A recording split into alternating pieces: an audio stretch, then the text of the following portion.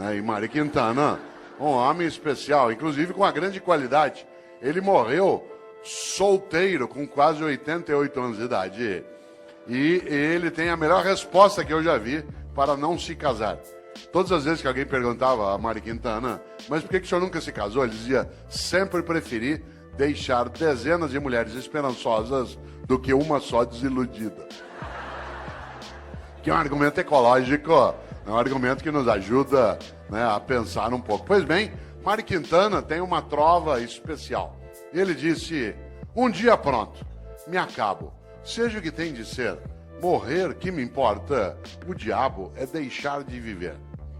Olha só, um dia pronto, me acabo, seja o que tem de ser, morrer que me importa, o diabo é deixar de viver. E quando que você e eu deixamos de viver? Quando a gente tem uma vida pequena, banal, fútil, inútil, superficial.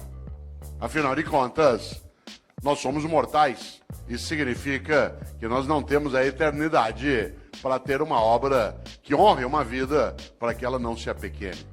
No livro Qual é a Tua Obra, aqui mencionado, que aliás dá título a esta palestra, eu menciono também, né, um autor britânico do século XIX chamado Benjamin Disraeli. Benjamin Disraeli foi inclusive o primeiro-ministro da Rainha Vitória. E Benjamin Disraeli diz o seguinte, a vida é muito curta para ser pequena. A vida é muito curta para ser pequena. Já basta que ela curta seja para que eu consiga apequená-la de algum modo.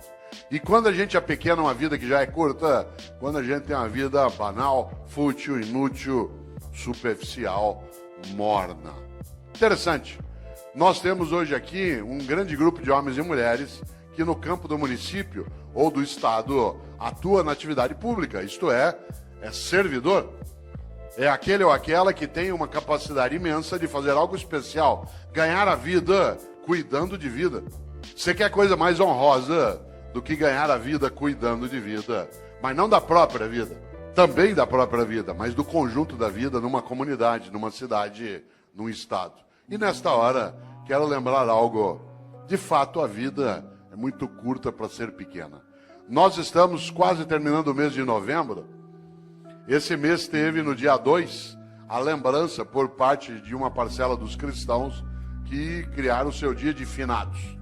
O dia de finados tem uma finalidade, fazer com que você e eu nos lembremos de algo especial, que mortais somos. Aliás, você sabe que nós somos o único animal que é mortal.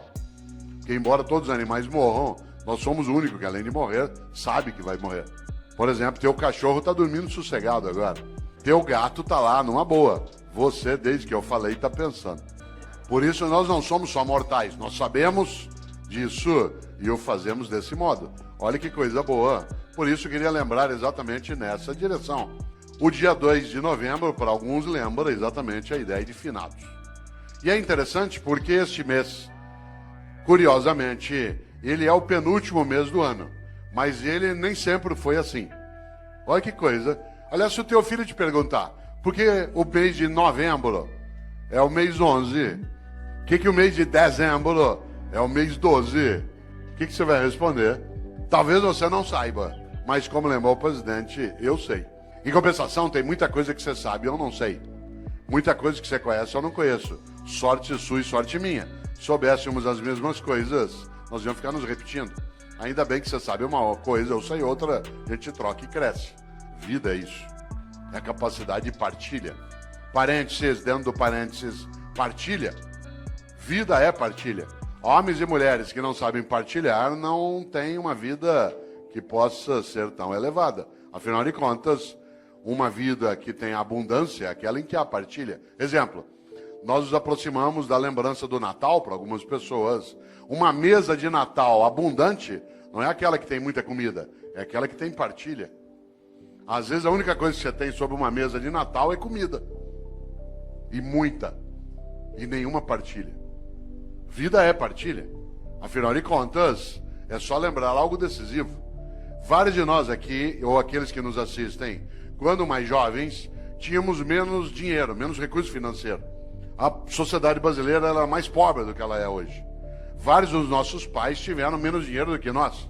vários dos nossos tínhamos menos recurso. O país ele foi elevando a nossa capacidade de renda. Claro que ainda longe daquilo que a gente deseja e merece, mas absolutamente superior ao que já tivemos há 40, 50 anos.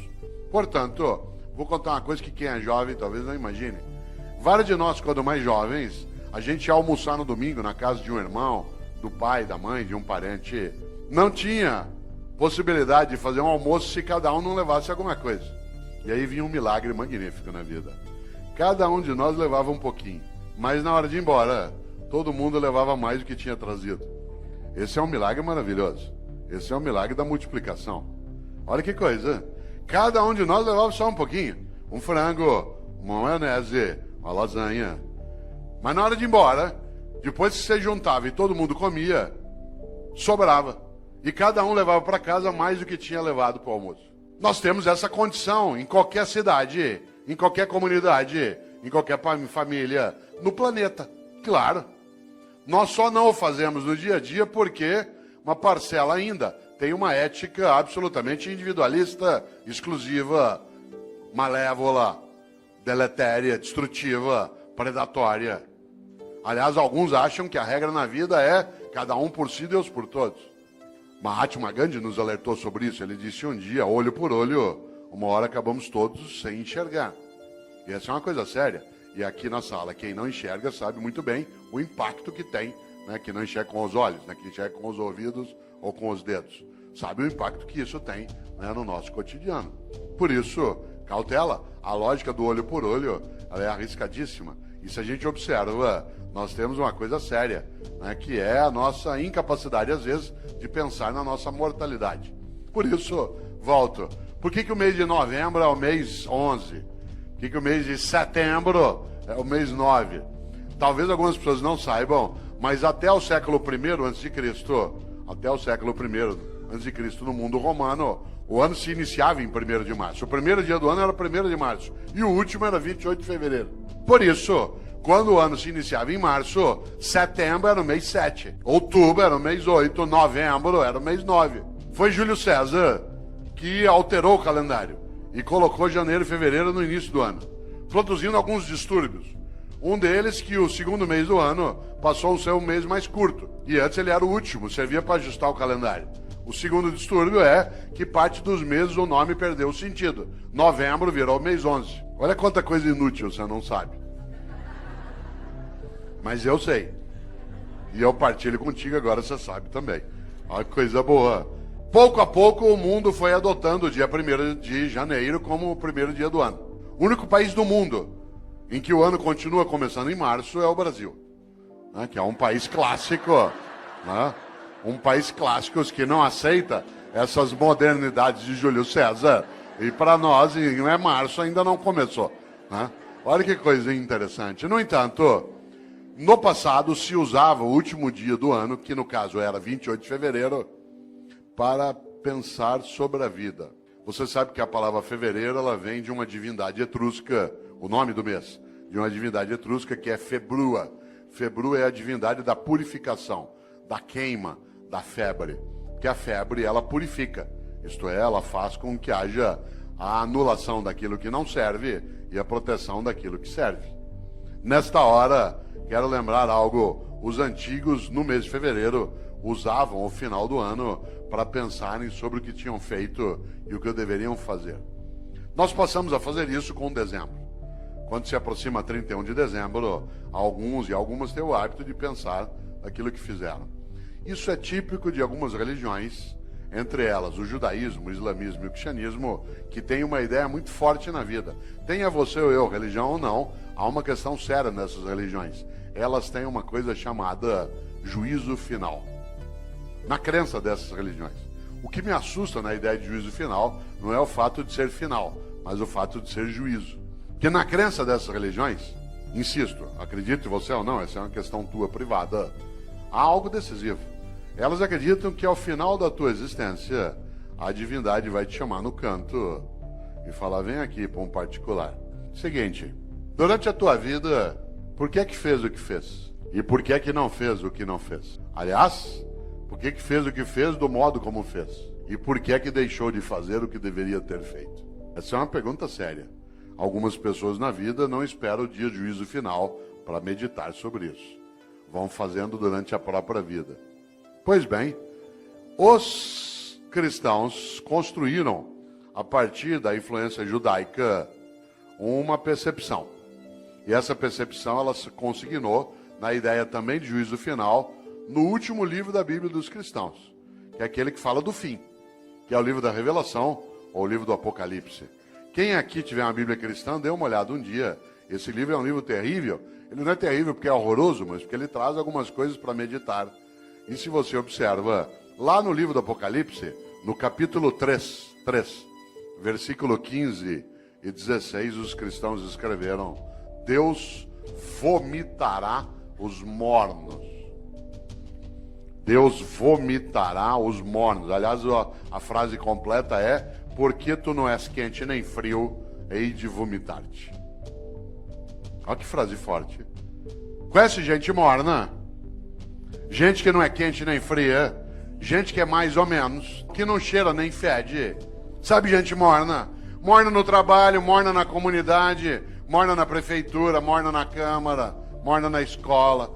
Morna. Não é quente nem fria. Gente que não tem compromisso, que não cheira nem fede. Mais ou menos compromissado, mais ou menos competente, mais ou menos servidor, mais ou menos religioso, mais ou menos político. Mais ou menos. Sabe gente morna?